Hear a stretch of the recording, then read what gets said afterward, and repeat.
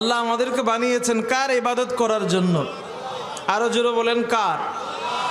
ইবাদত মানে কি? শুধু মসজিদে নামাজ পড়বো, রোজা রাখবো, হজ যাকাত, এগুলো কি আমরা ইবাদত বলে জানি? আল্লাহ রাব্বুল আলামিন শুধু নামাজ, রোজা, হজ যাকাতের জন্যই আমাদেরকে বানিয়েছেন তা নয়, বরং আমাকে আপনাকে সৃষ্টি করেছেন যে আমি আমার জীবনের প্রতিটি কাজ, প্রতিটি কর্ম, প্রতিটা কথা, আমার জীবনের প্রতিটি অধ্যায় আমি আল্লাহ রাব্বুল আলামিনের হুকুম এবং তার আহকাম, বিধিবিধান অনুযায়ী চালাবো, পরিচালনা করব। আমি যখন মসজিদে থাকি তখনও যেমন আল্লাহ রাব্বুল আলামিন নারাজ হয় এমন কোনো কাজ করি না, ঠিক তেমনিভাবে আমি যখন দোকানে থাকব তখনও আমার দ্বারা এমন কোনো কাজ যেন না হয় যার দ্বারা আল্লাহ কি হয়ে যান? নারাজ হয়ে যান। মসজিদে যতক্ষণ থাকলাম মুসল্লি, বাড়িতে গিয়ে আর কি মুসল্লিগিরি নাই, গালিগালাজ শুরু হলো, দোকানে বসে গীবত শুরু হলো। তো মসজিদ পর্যন্তই আমার ইসলাম সীমাবদ্ধ থাকবে নাকি আমার ইসলাম দোকানেও আছে? আরো জোরে বলেন আছে না নাই?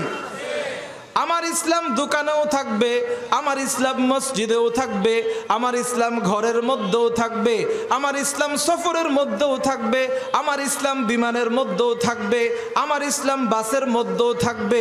সর্ব অবস্থায় যখন যেখানেই থাকবো বিধান মেনে চলবো কার? আরো জোরে বলেন কার?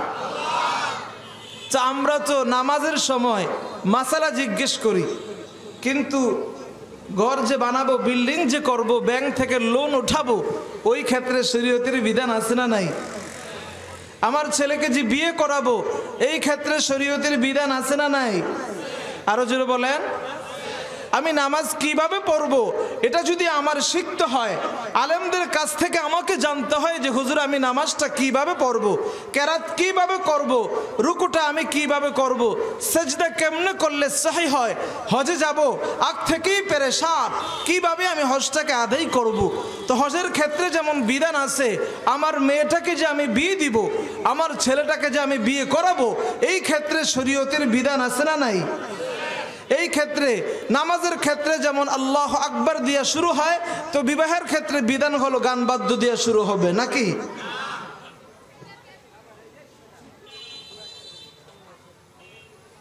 আমার সন্তানটা দুনিয়াতে আসলো, আমি বাবা হিসাবে আমার কি কি দায়িত্ব? একদিন কি গিয়েছি আমি হুজুরের কাছে যে হুজুর আমি তো সন্তানের বাবা হতে যাচ্ছি, আমি বাবা হিসাবে আমার কি কি দায়িত্ব একটু জানায় দেন শরীয়তের নির্দেশনা অনুযায়ী। আমার মেয়েটাকে আমি কিভাবে বিবাহ দিলে শরীয়ত সম্মত হবে? টাকা নাই, 10 লাখ টাকা আছে, আরো 5 লাখ টাকা দরকার, ব্যবসায় ইনভেস্ট করব। কোন পদ্ধতিতে টাকা আমি উঠাইতে পারি, কোন পদ্ধতি অবলম্বন করে আমি টাকা জোগাড় করতে পারি, শরীয়ত সম্মত কিছু পদ্ধতি আমাকে জানায় দেন। এটা কি আমরা কখনো করেছি? এতদিন আমি চাকরি করতাম, হঠাৎ করে ব্যবসা শুরু করলাম, তো ব্যবসার ক্ষেত্রে ইসলামের নির্দেশনা আছে না নাই? তো এই ক্ষেত্রে আমি ব্যবসা শুরু করার আগে আমি কি মুফতির কাছে গিয়েছি, আলেমের কাছে গিয়েছি যে আমি ব্যবসাটা কিভাবে শুরু করব, ব্যবসার ক্ষেত্রে কোন কোন কাজ করা যাবে, কোন কোন কাজ করা যাবে না, কোন কোন কাজগুলো আমার জন্য বৈধ হবে, কোন কোন উপার্জন আমার জন্য অবৈধ হবে, এই বিষয়গুলো হুজুর আমাকে বলে দেন। কখনো তো আমরা এগুলো পরোয়া করি না।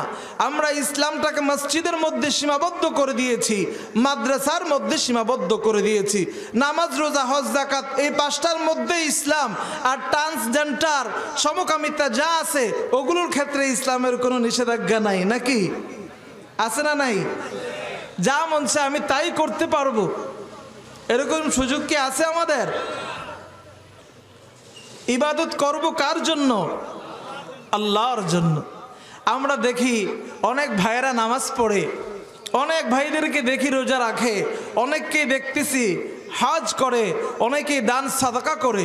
তো কিয়ামতের মাঠে এরকম বড় বড় অনেক মুসল্লি, অনেক হাজি, অনেক দানবীর, তাদেরকে আল্লাহ ডেকে বলবে এদিকে আয়, যা জাহান্নামে যা।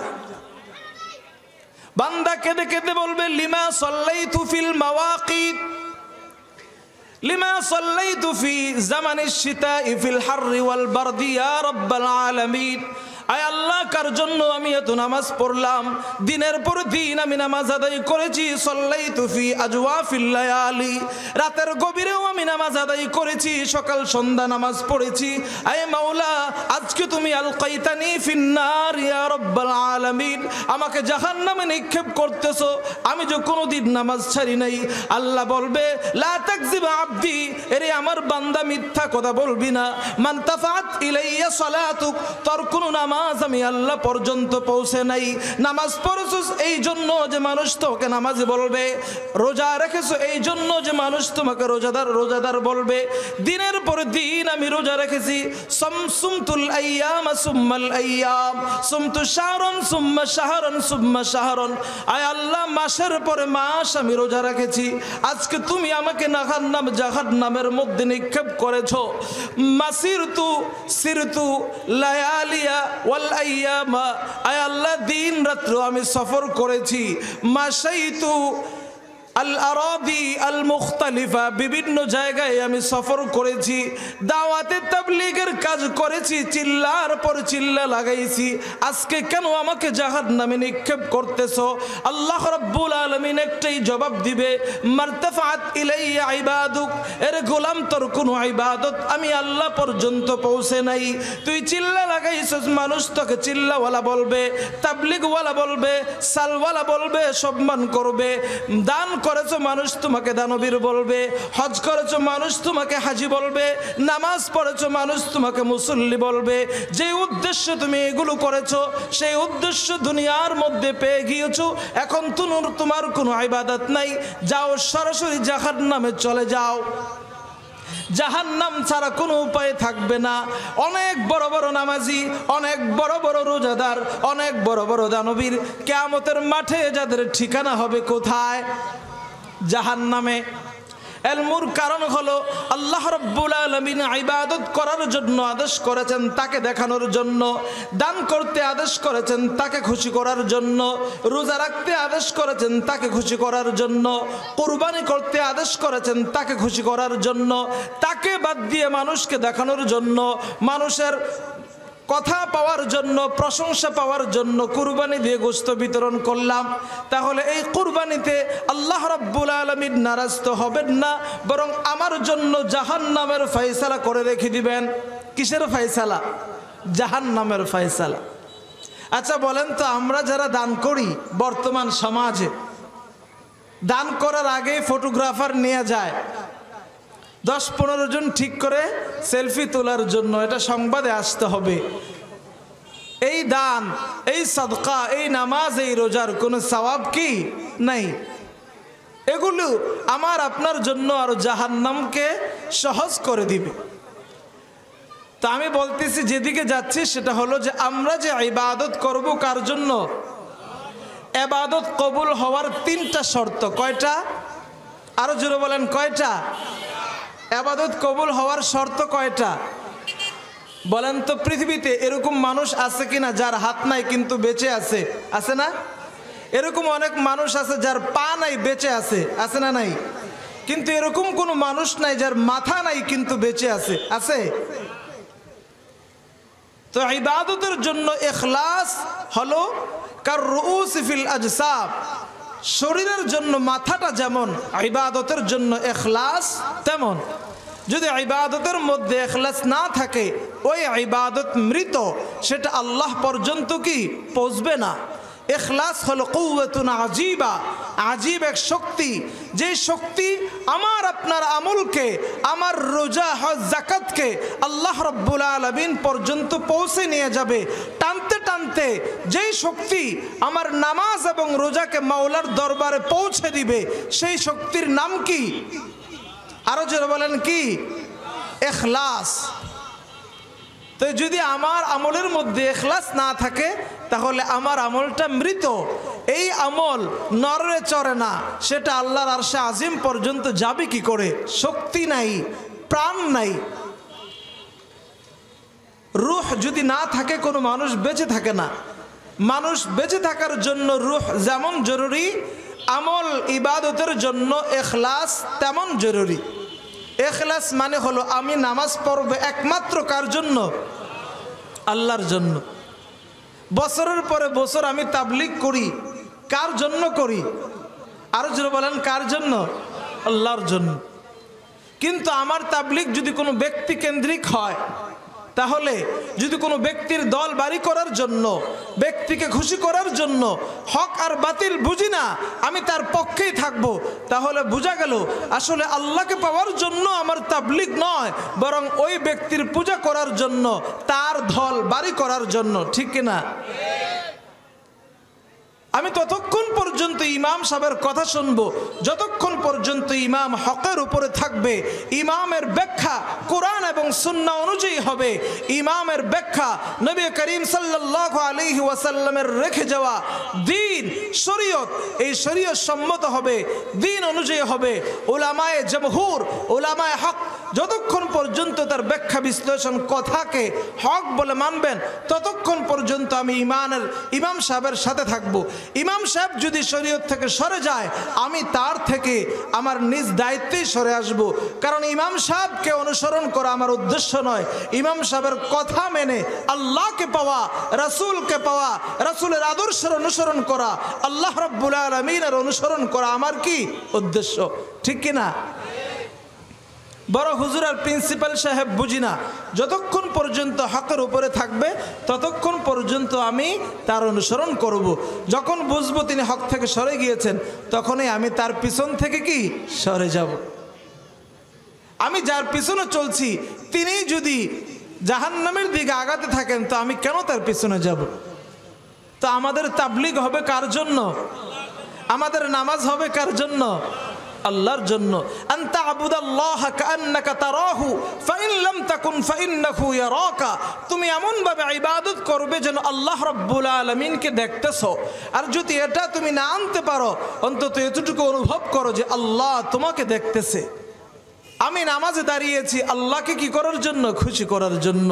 আল্লাহ আমাকে দেখতেছে, এই অনুভূতি নিয়ে আমি নামাজ আদায় করব। ইবাদত কবুল হওয়ার প্রথম শর্ত হলো আমার ইবাদতটা, আমার আমলটা আমি আল্লাহর জন্য করতেছি কিনা, এটা আমি নিজে যাচাই করে নিব। সুদের টাকা দিয়ে যে আমি কুরবানি দিলাম, এটা কি নাম কামানোর জন্য দিলাম না আল্লাহকে পাওয়ার জন্য দিলাম? কেন দিলাম আমি কুরবানি? ফরজ নামাজ তো পড়ি না, কুরবানির সময় 10টা করে জবাই করে আমি কুরবানি দিচ্ছি, উদ্দেশ্যটা কি? আল্লাহকে পাওয়া উদ্দেশ্য নাকি? হাজি সাহেব হজ করে আসছে, ভুলক্রমে মাদ্রাসার হুজুর তার নামের শুরুতে হাজি লেখে নাই, খেপে গেছে, এত লাখ টাকা দিয়ে হজ করে আসলাম, নামের শুরুতে হাজি লেখে না। নামের শুরুতে হাজি লেখার জন্য কি আমি হজ করেছি নাকি আল্লাহকে দেখানোর জন্য? আরো জোরে বলেন, কাকে? হজ তো একটা ফরজ বিধান পালন করেই যদি আমি এই দাবি করি আমার নামাজ শুরুতে হাজি থাকতেই হবে, তাহলে 5 ওয়াক্ত নামাজ যারা পড়ে, দৈনিক 5টা ফরজ আদায় করে, তাদের নামাজ শুরুতেও মুসল্লি লেখা দরকার আছে না নাই? এই প্রবণতা আমাদের বেড়েই চলছে সমাজের মধ্যে। একটা টাইটেল, হাজি অমুক, হাজি তমুক, এটা লাগাইতেই হবে।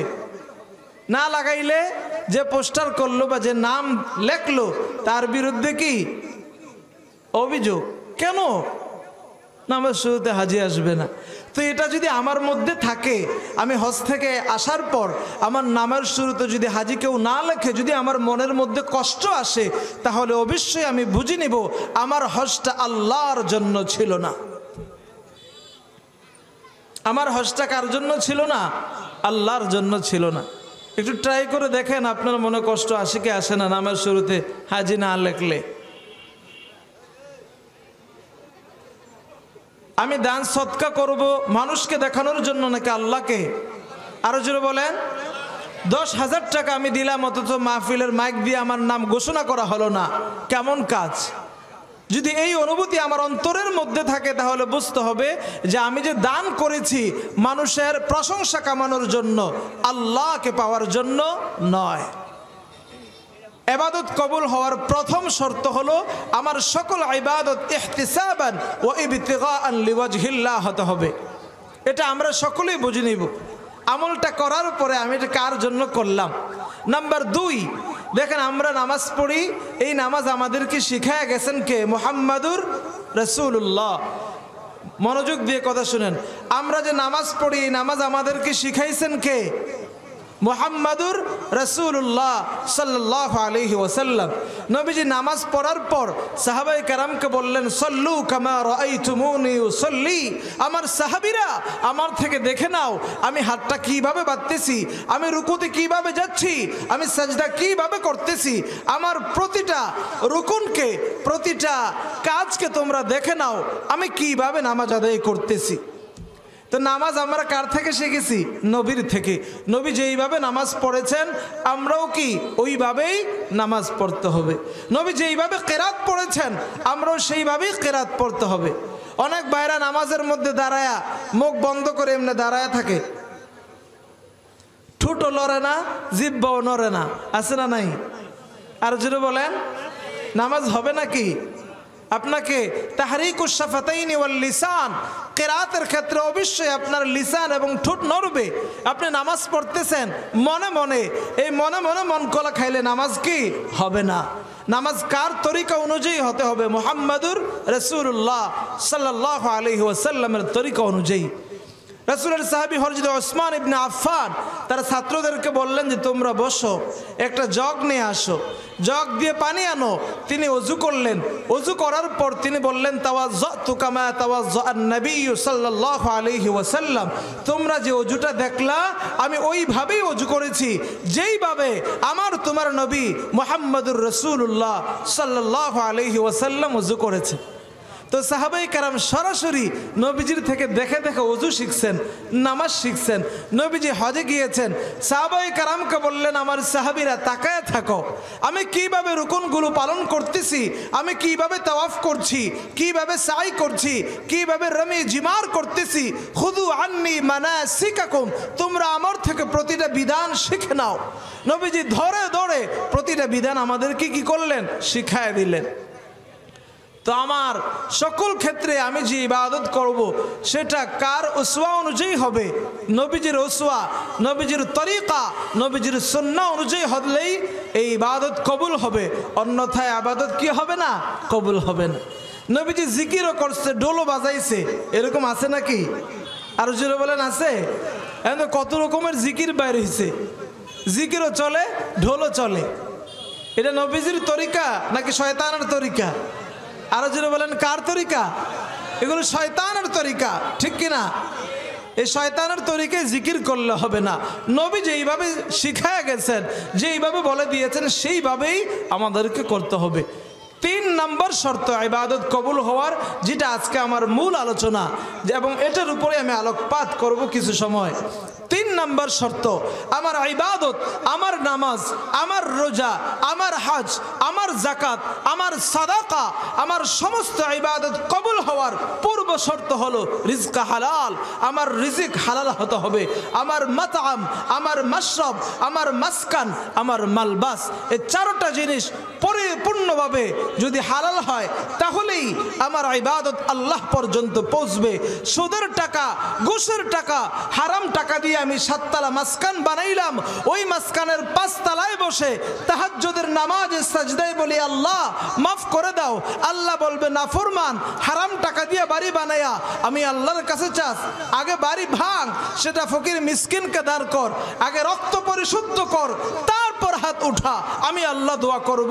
এর আগে তোর দোয়া না ইবাদত কোনোটাই আমি আল্লাহ পর্যন্ত পৌঁছবে না।